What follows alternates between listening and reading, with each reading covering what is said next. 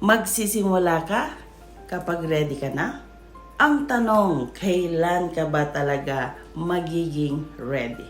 Kasi sa totoo lang, walang taong nagsisimula na lahat alam. Lahat ng successful ngayon nagsimula rin sa confusion, takot, at maraming tanong. Ang dapat mo munang simulan, hindi paghahanap ng bebentahan, hindi pag-iisip agad ng result. Start with the back end. Aralin mo muna ang sistema.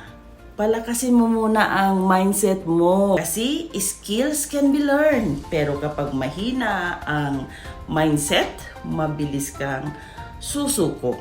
To be honest, dati rin akong procrastinator.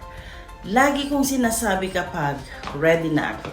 Pero walang nangyayari hanggat hindi ako nag-decide magsimula. At yes, may investment para matuto. Trainings, mentorship, guidance. Ganun naman talaga kahit saan, di ba? Hindi ka naman makakapag-aral ng kurso na walang tuition fee. The truth is, growth starts when you stop waiting and start learning. Alright, I hope na may natutunan kayo sa aking i-share at ibinahagi ngayong araw na to. Maraming salamat po. My name is Leilani from Calgary, Alberta. God bless everyone. Bye for now!